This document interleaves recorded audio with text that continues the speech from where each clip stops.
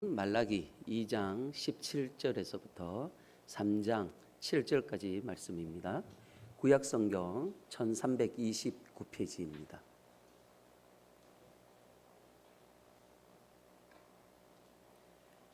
말라기 2장 17절에서부터 3장 7절까지 말씀을 한 절씩 교독합니다.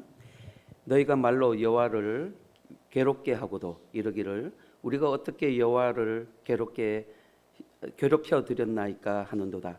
이는 너희가 말하기를 모든 악을 행하는 자는 여호와의 눈에 좋게 보이며 그에게 기쁨이 된다 하며 또 말하기를 정의의 하나님이 어디 계시냐 함이니라.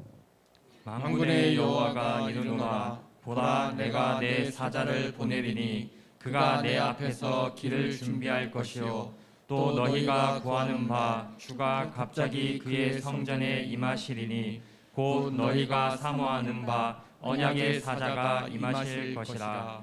그가 임하시는 날을 누가 능히 당하며 그가 나타나는 때에 누가 능히 서리요. 그는 금을 연단하는 자의 불과 표백하는 자의 잿물과 같을 것이라. 그가 은을 연단하여 깨끗하게 하는 자 같이 앉아서 레위 자손을 깨끗하게 하되 금, 은 같이 그들을 연단하리니 그들이 공의로운 제물을 나 여호와께 바칠 것이라. 그때의 유다와 예루살렘의 봉헌물이 옛날과 고대와 같이 나 여호와께 기쁨이 되려니와 내가 심판하러 너희에게 임할 것이라. 점치는 자에게와 간음하는 자에게와 거짓 맹세하는 자에게와 품꾼의 삭을 대하여 억울하게 하며 과부와 고아를 압제하며 나그네를 억울하게 하며 나를 경외하지 아니하는 자들에게 속히 증언하리라. 만군의 여호와가 말하였느니라. 나 여호와는 변하지 아니하나니 그러므로 야곱의 자손들아 너희가 소멸되지 아니하느니라. 만군의 여호와가 이르노라. 너희 조상들의 날로부터 너희가 나의 규례를 떠나 지키지 아니하였도다. 그런즉 내게로 돌아오라. 그리하면 나도 너희에게로 돌아가리라 하였더니 너희가 이르기를 우리가 어떻게 하여야 돌아가리까 하는도다. 아멘. 이 시간 담임 목사님 나오셔서 말라기 강의 세 번째 시간 정의의 하나님은 어디 계십니까? 라는 제목으로 말씀 전할 때 많은 은혜 받으시길 바랍니다.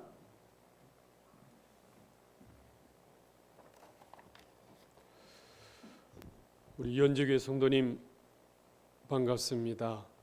본당에서 드리는 또 사무실에서 수요실 또 집에서 영상 예배 드리는 모든 분들이 지금 계시는데 세상의 소식은 흉흉해지고 있어요.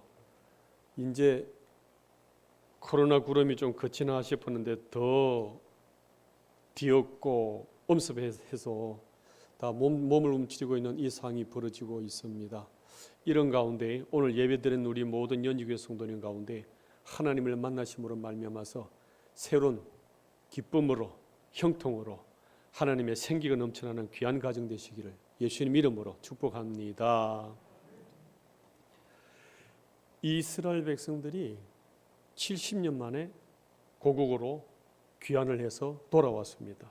포로에서 그 긴 장장 긴 시간 긴 거리를 어렵게 돌아왔습니다.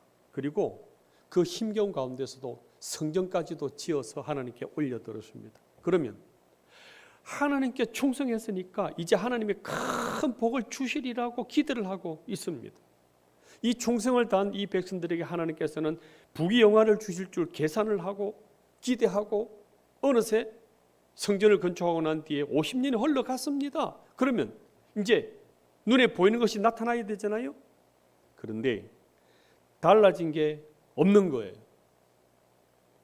귀환만 하면 성전만 지으면 부자가 되고 대박 터질 줄 알았는데 부귀영화는커녕 잘 되는 게 하나도 없는 거예요. 오히려 이방인이 더 잘 되고 악인들은 더 번성해 가고 있는 거예요. 하나님의 편이 하나님의 관심이 오히려 악인들에게 있는 것 같아요. 경제는 여전히 회복이 안 되고 이방인들이 땅을 차지하고 있고 경제권도 이방인들이 다 쥐고 있어 갖고 우리는 성도는 없는 거예요 이게. 그래서 이들이 외치는 게 이겁니다. 정의의 하나님은 어디 계십니까? 하나님은 공의의 하나님이시고 살아계신 하나님이시고 사랑의 하나님이신데 우리에게 해준 게 뭡니까? 이렇게 말을 하고 있습니다. 왜 하나님은 공의로우신데 왜 악인들은 번성해 나가고 우리는 고난 중에만 있습니까? 그래서 공의롭지 못한 하나님 앞에서 이제 나는 세상에 타협하면서 대충 살면 안 되겠냐고 이렇게 항의를 하고 있습니다. 17절 말씀 보십시오. 너희가 말로 여호와를 괴롭게 하고도 이르기를 우리가 어떻게 여호와를 괴롭게 들었나이까 하는도다. 이는 너희가 말하기를 모든 악을 행하는 자는 여호와의 눈에 좋게 보이며 그에게 기쁨이 된다며 또 말하기를 정의의 하나님이 어디 계시냐, 공의의 하나님이 어디 계시냐, 심판하시는 하나님, 의인을 구원하시고 죄인들을 심판하시는 이 하나님이 지금 어디 갔습니까? 있으면 나와 보십시오. 우리 하나님은 악행을 저지르는 것을 더 기뻐하시고 악인들을 더 좋아하시는 이상한 하나님 아닙니까? 하면서 하나님을 빈정거리고 조롱을 합니다. 여러분 어떻습니까? 내 뜻대로 안 되는 거예요. 코로나도, 직장도, 내 자녀도, 재물도 내가 꿈꾸고 내가 기대하는 대로 안 되는 거예요. 그러니까 이 공의하는 어디 계시냐는 거예요.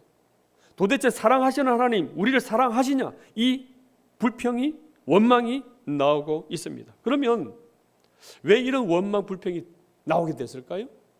그것은 하나님의 복에 대한 인식에 오류가 있어서 그렇습니다. 복에 대한 착각이 있었다는 것입니다. 우리는 가시적으로 물량주의로 이렇게 나이가 보여져야 이게 복이라고 생각하고 있다는 것입니다. 출세하고 직업이 잘 되고 재물이 많이 모이는, 눈에 보이는 뭔가가 있어야 이게 복 아닙니까? 이렇게 이 세속적인 성공을 복으로 착각하고 있었다는 것입니다. 그런데 기억하십시오. 하나님께서는 이 세속적인 게 주실 수도 있고 안 주실 수도 있는 것인데 이걸 갖다가 기준으로 삼아가고 있는 이것을 지금 거듭하고 있다는 겁니다. 하나님께서는 이 세속적인 부분들은 하나님이 알아서 재능과 은사와 능력에 따라서 고루고루 배치시켜 나가는 하나님의 하나의 방편에 불과하다 이렇게 말씀하고 있습니다. 곧 우리 인생을 만드실 때에 이 땅에서 자리를 차지하고 명예를 얻고 직장을 가고 출세를 했다는 이 모든 부분들은 하나님이 토기장이가 되어 주셔가지고 적절하게 배치해 주시는 것이지 그게 성공이라든지 그게 복이라든지 그게 능력이 아니다 말씀하고 있습니다. 예레미야 18장 보십시오.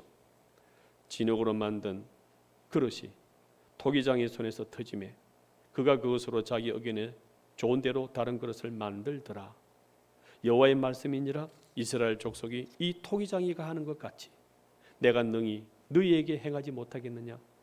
이스라엘 족속아 진흙이 토기장의 손에 있은 같이 너희는 내 손 안에 있느니라. 토기장이 되신 하나님이 그 재능과 은사와 능력과 적성에 따라서 자리를 다 배치시켜 주시는 거예요. 그런데 이걸 우리는 성공이란 말하고 이걸 복이란 말하고 있는 이 우를 범하고 있다고 이렇게 말씀하고 있는 것입니다. 이사야 64장 보십시오. 주는 우리 아버지이시니다. 우리는 진흙이요 주는 토기장이시니 우리는 다 주의 손으로 지으신 것이니다. 그래서 토기장이께서 어떤 것은 큰 그릇, 어떤 것은 작은 그릇, 어떤 것은 나무 그릇, 어떤 것은 진흙으로 다양하게 만드셔가지고 이 세상을 하나님 뜻 목적대로 배치시켜서 이렇게 끌고 가고 계신다는 것이죠. 그 모든 자리나 직업이나 명예나 능력이나 직분이나 이 모든 것들은 하나님의 뜻을 이루어 나가는 하나의 방편이라는 것입니다. 그런데 우리는 그걸 복으로 생각하고 성공으로 생각하고 자랑으로 생각하고 있는 이것을 지금 하나님께서는 우리에게 지적하고 있는 것입니다. 토기장이신 하나님께서는 그 진흙되는 사람을 그 목적에 맞게 다 알아서 배치해 주시는 하나님의 뜻이 있다는 것입니다. 사람을 만드신 이 하나님이 주권적으로 우리 개개인에게 향하신 모든 뜻을 다 고루고루게 배치하고 있다는 것입니다. 크게 되는 것, 작게 되는 것, 그건 복이 아니에요. 자랑도 아닙니다. 사용하시는 하나님의 방편, 철도에 불과한 거죠. 기차가 잘 달리기 위해서는 철도가 있어야 돼요. 근데 우리가 철도를 자랑하는 사람이 있어요? 철도는 철도일 따름인 거예요. 그런데 우리는 이 철도를 가지고 내가 어떤 철도다, 내가 금철도다, 내가 은철도다, 내가 나무철도다, 그걸 가지고 자랑하고 그 자리, 그 위치, 그 배치, 그 상황을 자랑하고 이것이 복이다 말하고 있는 이것을 하나님이 지적하고 있는 것입니다. 이거는 운명론에 갇히게 하는 것이 아니라 너에게 주신 재능이 뭐냐, 은사가 뭐냐, 네 능력이 뭐냐, 그거를 너가 알고 쓰라는 거예요. 그 받은 것을 가지고 알고 잘 사용하라고 주신 방편이라는 것을 너희들이 알아라 말씀하고 있습니다. 이거를 신약에서는 로마서 12장 3절에서는 말씀하십니다. 보십시오. 내게 주신 은혜로 말미암아 너희 각 사람에게 말하노니 마땅히 생각할 그 이상의 생각을 품지 말고 오직 하나님께서 각 사람에게 나눠주신 믿음의 분량대로 지혜롭게 생각하라 말씀하고 있습니다. 자신이 받은 재능, 적성, 은사, 능력을 알고 받은 만큼 사용하고 받은 만큼 일하고 받은 만큼 그 속에서 섬기는 이 일을 너희들이 하라 이렇게 말씀하고 있는 것입니다. 그래서 우리는 이 세상에 주어진 자리, 위치, 역할, 재물, 명예 이 모든 부분에 대해서 해석을 정확하게 가지고 있어야 돼요. 이것은 복이라든지 성공이라든지 과시하는 자랑이 아니라 하나님께서 우리의 영화 감독이 되셔가지고 그 배역에 맞도록 다 적재적소에 배치해 주신 하나님의 뜻, 하나님의 분량, 믿음의 분량이라고 말씀하고 있다는 것입니다. 한번 생각해 보십시오. 여러분이 정말 그렇게 자랑하고 싶어하는 그 재물들을 많이 가졌을 때 진짜 행복하던가요? 내가 대기업에 올라가서 또는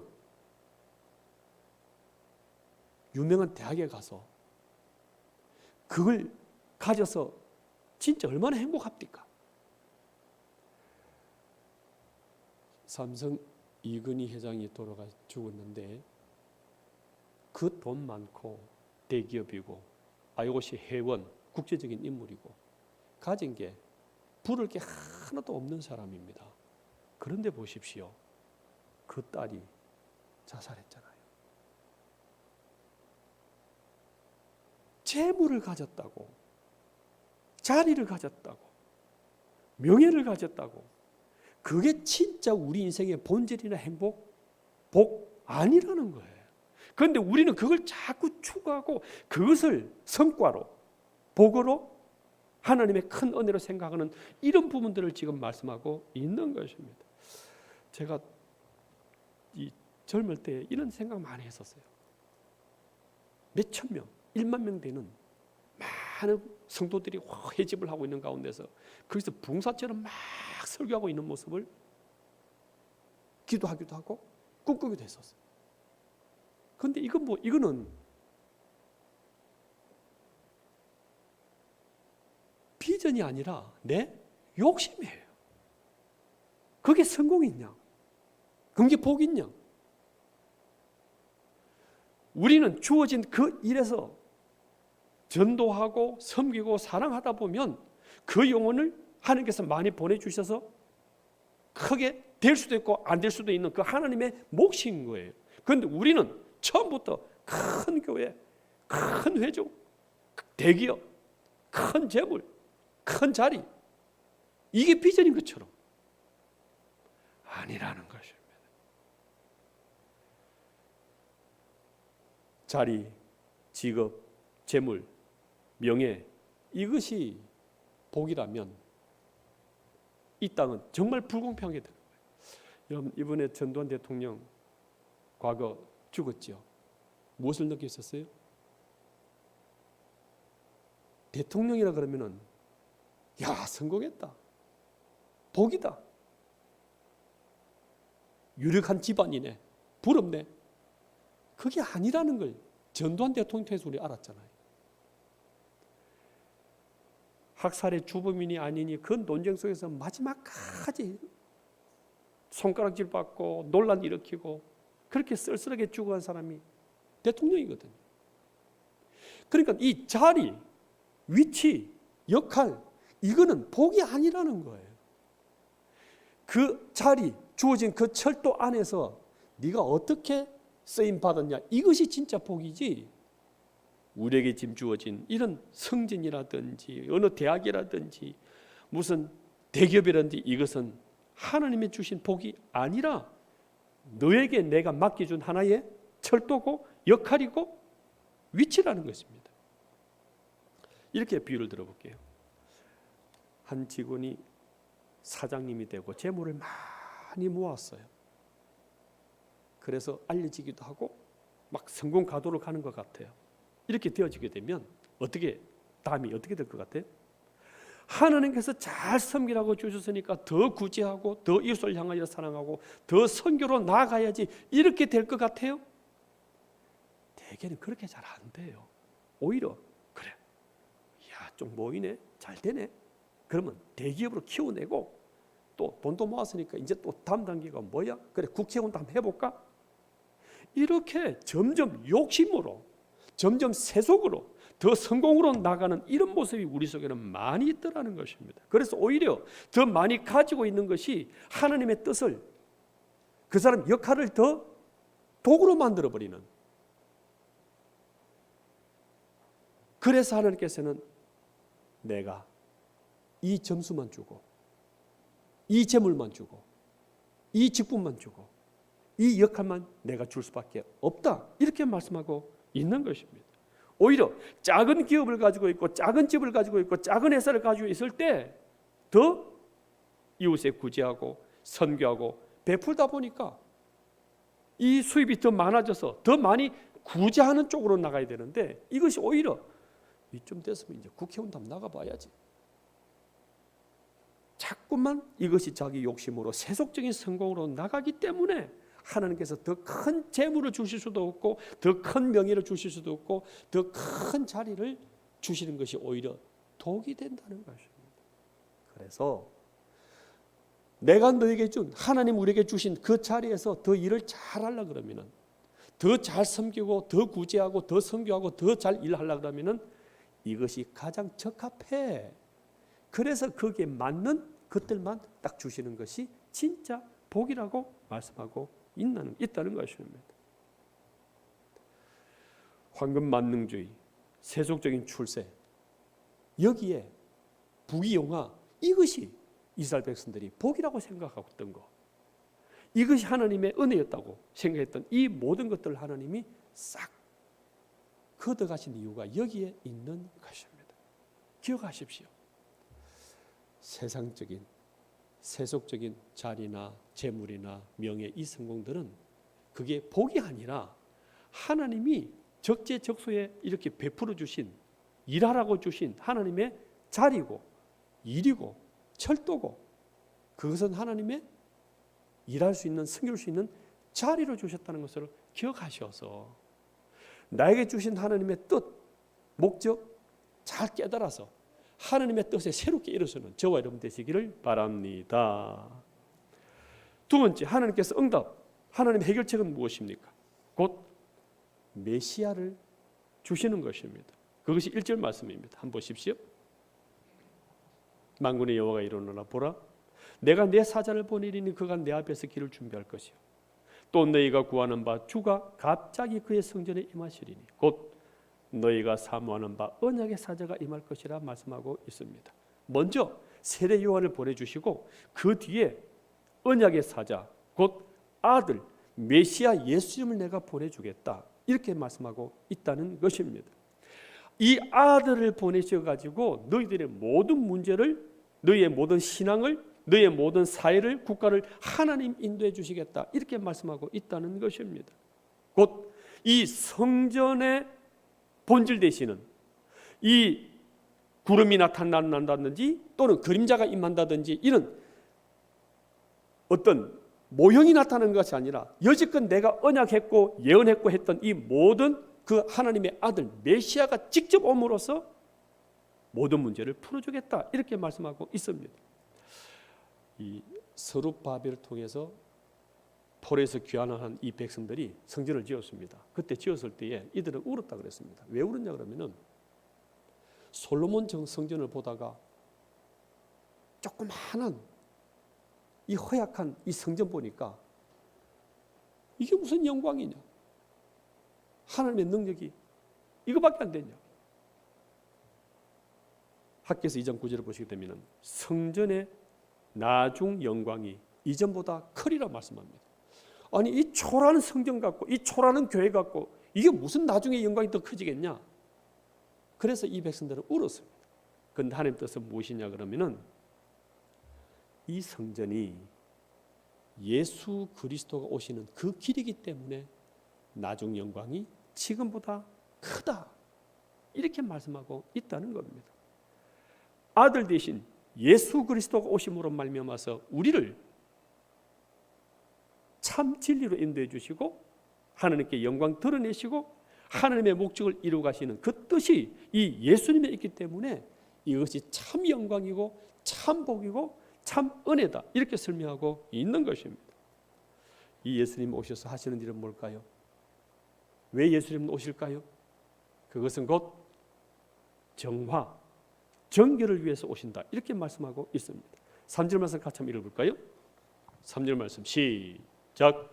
그가 은을 연단하여 깨끗하게 하는 자 같이 앉아서 레위 자손을 깨끗하게 하되 그 은같이 그들을 연단하리니 그들이 공의로운 제물을 나 여호와께 바칠 것이라.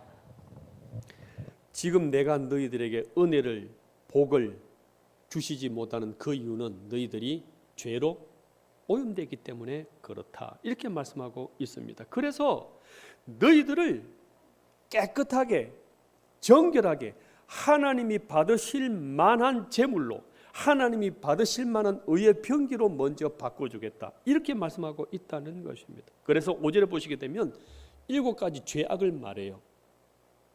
아내 눈물을 흘리게 했던 거, 그래서 그 많은 죄 속에 흙탕물 속에 들어가 있는 그 모든 부분들을 내가 너희들에게 정화를 시켜가지고 정결하게 해가지고 내가 너를 쓰겠다. 그것을 위해서 예수님을 보냈다 이렇게 말씀하고 있는 것입니다. 곧 하나님의 목적, 하나님의 복은 정결입니다. 정결치 못하기 때문에 내가 너희들을 쓸 수가 없고 복을 줄 수가 없고 은혜를 줄 수가 없다 이렇게 말씀하고 있는 것입니다. 이 죄인들이 깨끗해져야 정결해져야 하나님을 만나고 하나님의 인도를 받고 이 모든 부분에 대해서 쓰임받을 수 있다 이렇게 설명하고 있다는 것입니다. 우리 인생의 목표는 정결이 되셔야 돼요. 하나님의 목적은 정결에 있습니다. 부부도 정결치 못하면 이혼하라고 하나님이 말씀하고 있습니다. 정치가들이 정결치 못하면 안 되는 거예요. 지금 대선을 앞두고 여당 야당 주자들이 지금 나서서 일하고 막 뛰고 있어요. 그런데 문제는 뭐냐 그러면 정결치 못하다는 거예요. 저 상태에 둬서 되겠냐? 끝까지 가겠냐? 불안한 거예요 지금. 언제 이것이 드러나가지고 중간에 낙마하면 어떡할 거냐? 정결 문제예요. 깨끗이 못하기 때문에 쓰임받기도 어려운 거예요. 그래서 이 정결치 못하기 때문에 아무 일도 못하고 복도 은혜도 누리지 못하고 있는 것을 너희들이 아느냐 이렇게 말씀하고 있다는 것입니다. 우리는 내 힘으로 내 능력으로 사는 존재가 아니잖아요. 하나님의 능력을 받아서 하나님의 인도를 받아서 하나님의 지혜를 받아서 쓰임받는 존재고 능력을 발휘하는 존재들인데 이 그릇이 정결치 못하니까 하나님의 지혜도 하나님의 능력도 하나님의 인도도 받지를 못하고 있는 거예요. 그래서 성결로 나아가야 되는데 정결로 나아가야 되는데 이 정결이 주어질 때 하나님이 거룩하게 재물도 건강도 명예도 주시면서 쓰실 수가 있다. 이렇게 설명하고 있습니다. 이것이 디모데후서 2장 20절 말씀입니다. 하나님의 집에는 은그릇도 있고 금그릇도 있고 나무그릇도 있고 질그릇도 있다. 그런데 하나님께서 쓰시는 것은 어떤 그릇이라고 그랬습니까? 깨끗한 그릇이라고 말씀하고 있는 것입니다. 정결이 능력입니다. 교회나 성도도 이 정결이 능력입니다. 교회가 언제 힘을 발합니까? 세속에서부터 정결해져야 돼요. 정직해야 돼요. 깨끗해야 돼요. 그런데 돈이라든지 세습이라든지 범죄라든지 이런 데부터 오염되어 가지고 있으니까 니나 잘해라. 니나 잘해라. 교회를 믿을 수 있나? 목회자를 믿을 수 있나? 니부터 잘해라. 그러니까 힘이 없는 거예요. 여러분들이 가게 앞을 지나갈 때에 외상값이 있으면요 고개 숙일 수밖에 없어요. 빚에 대해서 정결치 못한 거거든요. 이 정결치 못한 깨끗이 못한 일들이 있기 때문에 내가 너를 쓰실 수가 없다. 그래서 이 예수님을 성전으로 보낸다. 이렇게 말씀합니다. 성전으로 보낸다는 것은 곧 예배 드릴 때에 하나님께서 받으시는 예물로 피 흘려 죽이겠다는 거죠. 그래서 십자가 보혈의 피로 우리 죄를 씻어서 정결한 예물이 되게 하셔서 하나님이 받으시는 예물, 하나님이 받으시는 봉헌물이 되게 하셔서 내가 너를 받겠다. 이렇게 설명하고 있다는 것입니다. 2절 말씀 보실까요? 같이 읽습니다. 시작. 그가 임하는 날을 누가 능히 당하며 그가 나타나는 때에 누가 능히 서리요. 그는 금을 연단하는 자의 불과 표백하는 자의 잿물과 같을 것이라. 금을 연단하는 자의 불, 용광로 같은 거죠. 표백, 세탁하는 자의 잿물 같은 것이라 말씀하고 있습니다. 금을 원석을 계속 불로 이렇게 데우잖아요. 그러면은 불순물은 위로 떠올라요. 그리고 순수한 금, 정금은 아래로 딱 깔아앉습니다. 이렇게 한번 딱 데우면은 1K가 되는 거예요. 2번 데우면 2K가 돼요. 14번을 이렇게 정지하면은 14K가 되는 거예요. 24번을 계속 데우고 불에 태우면 완전히 깨끗해지겠죠. 이걸 24K 이런 식으로 표기를 하는 것입니다. 이렇게 깨끗해져야 된다는 거예요. 이렇게 깨끗해지게 하는 것, 금을 용광로 속에서 깨끗하게 정금으로 만드는 것처럼 우리 죄, 우리의 모자람, 우리의 불량품, 우리의 부실함, 사욕에 잡혀있는 우리 모든 부분들을 깨끗해 하는 것이 예수 그리스도 피제사이심을 믿으시기를 바랍니다. 그렇게 예수님께서 너희들을 깨끗하게 해서 내가 쓰겠다. 이렇게 설명하고 있다는 겁니다. 이렇게 예수님께서 오셔서 내가 먼저 너희들을 하나님이 받으실 만한 정결한 것으로 내가 먼저 바꿔주겠다. 그리고 나서 내가 너희들을 정결한 몸으로, 정결한 자세로, 정결한 상태로, 정결한 성도로 내가 너를 쓰겠다. 이것을 위해서 예수님을 보내주시겠다. 이렇게 설명하고 있다는 것입니다.